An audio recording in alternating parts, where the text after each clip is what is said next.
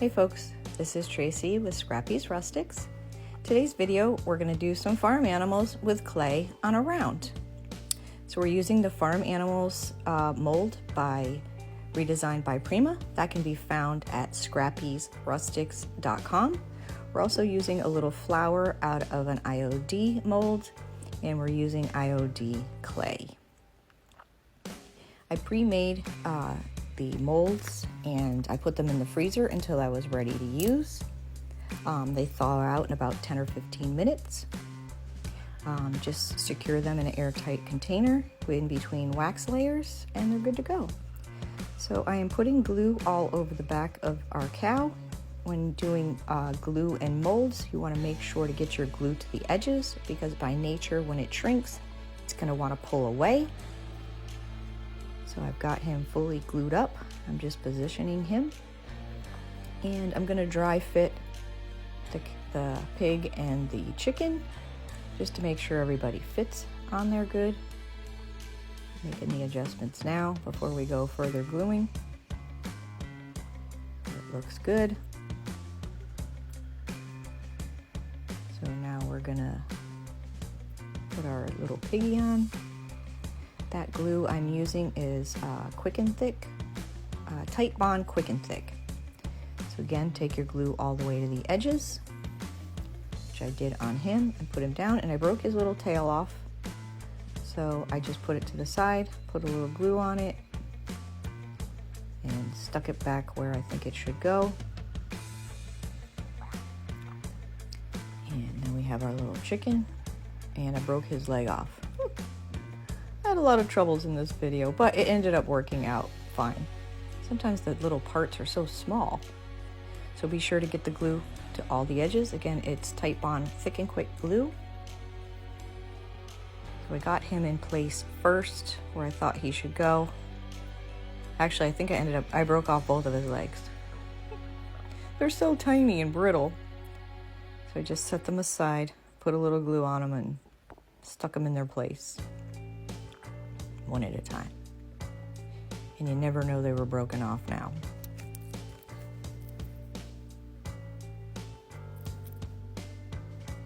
I'm just using the little tool to help get them off my finger because once you're messing with the clay and the glue, your fingers get a little sticky. Tweezers probably would have been perfect in this predicament, but I didn't have any on hand. There we go. Now he's back together. This wood round, I got a pack on Amazon. It was 3 different sizes. If you're interested in what they were exactly, you could message me. So now I have the little flower molds are from the IOD. I forget the name of that mold, but I just used the flowers from the IOD. The farmhouse sign and the farmhouse animals are a mold from Redesigned by Prima. You can purchase that at scrappysrustics.com. So I'm just trying to figure out the placement of, I had molded several things because I wasn't sure what I wanted. So I'm just placing them on there here and there to try to see what looks good before committing and gluing down. Again, bring your glue all the way to the edges. And when you're doing your clay molds, before you take them out of the mold, you want to make sure your back of your mold is nice and flat and clean. And that way you'll have less cleanup when you take your mold out and you get ready to place it. You don't have that extra flashing or extra little bit of clay that, doesn't look right. Now when I purchased these rounds, they did say they were wood. However, they are not. They're like a type of pressed wood. They're okay. Had they been solid wood, I would have been very pleased. I did buy them on Amazon, so if you are interested, just PM me. And every once in a while, when you're using clay, you kind of want to babysit it for a little while because it wants to lift. Like I said, by nature, as it's drying, it wants to lift. So I'd say anywhere from 15 to even 45 minutes, depends on your environment, depends how thick your mold is. You just want to keep an eye on it and just push it down wherever it needs it every once in a while. Just take a quick glance over all your molds and you'll see what I mean if you do it. You'll see where one part wants to lift up. That's why it's important to get your glue all the way to the edges, but sometimes that's just not enough. You just gotta babysit it for a little while. And then it'll reach a point where it is where it is, and it'll stay down, and you won't have that lifting.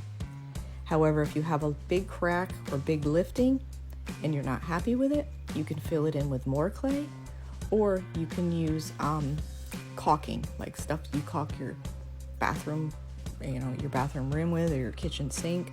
So caulking, paintable caulk, so that way when you paint over it, you'll never even know it's there. I have not done that yet, but I certainly would like to try it in the future. I usually like the cracks and all that stuff. But if you had something lifting real bad that you didn't catch, then maybe in that case you would use it. So we've got our 5 flowers down, our farmhouse banner, and our 3 farm animals. I had painted the background previously in white chalk paint in the color white. I just have it in that little container because it's just easier to squirt out opposed to dumping it out of the big jars. So now I use a wax brush to paint at times. They're natural brushes instead of the synthetic. So now you should let this dry overnight. However, the sake of this video, we're not doing that. So I went and painted over everything, all the clay, with the white chalk paint. When I painted the rounds, I used that sponge in the blank areas just to give it a little bit of texture. So when we go to do our paint wash, it has, a little more texture and a little more interest. So now we're using DIY paint. It's a clay-based paint. It's called Weathered Wood. And we're gonna make a paint wash. I used entirely too much paint. This was my very, very first, paint wash technique. So you want more water than paint. However, DIY paint is so pigmented that you can actually go up to 10 times before you start to lose color. So it takes a lot for it to start losing its color. So you can add lots of water to this. I'm just adding water, getting into my consistency. And right out of the gate, I drowned the chicken. I learned something from this one. I used entirely too much paint and water on my chicken, and you might see here, I shouldn't have used so much. So I tried using the dry rag at first, and that did not take much off. So then I took, these are the blue shop towels, so I wet it. Okay, now it's coming off like I want it to. But because I used so much paint and water on the chicken, my mold was not dry by any means. So he took more of the color than I intended him to. So I quit doing him for a minute and gonna let him dry out. So I'm just taking that paint wash. Again, I'm trying to shove that down all into the nooks and crannies because you want all the lower points to hold the dark in, and then you want to wipe off the top. See how that is? See how the dark weathered wood color stayed in those words? That's what you want.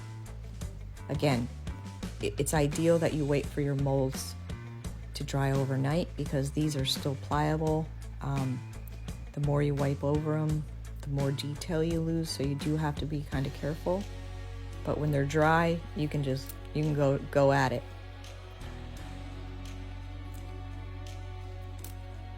I'm just cleaning that up, and I'm doing it in sections because I don't want the paint to dry too much where I can't wipe it back. Mostly want it the dark spots around all the edges. And now you can see with the pig, I didn't go as heavy and as thick as I did with the chicken, and you can see the difference later on when the pictures come up with a finished piece. The pig and the cow came out perfect. The chicken, he was a little drowned. But that's how we learn, right? That's how we learn. Because at this point, the clay gets a point to where has like a kind of gets like a dry, crisp layer over it, even though it's still soft and it's still pliable.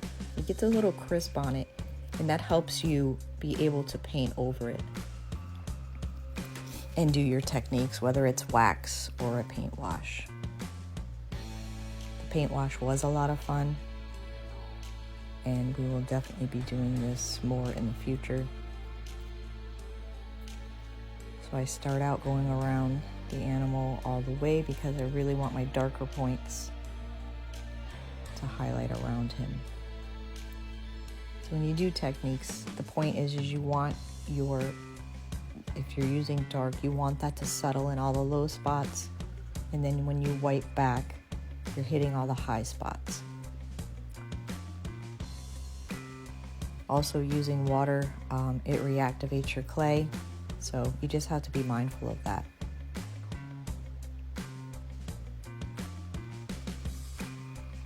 Because my chicken was so dark and so wet, I did decide to stop, let him dry out. See how dark the chicken is? I let him dry out. I put a little white paint on him, and when he dried, I finished the whole piece with that same exact technique. I absolutely love how adorable this cute piece came out. It was so much fun. I hope this inspires you to do something or create something like this for your own home. Thank you for watching. You can see more videos at Scrappy's Rustics on Facebook.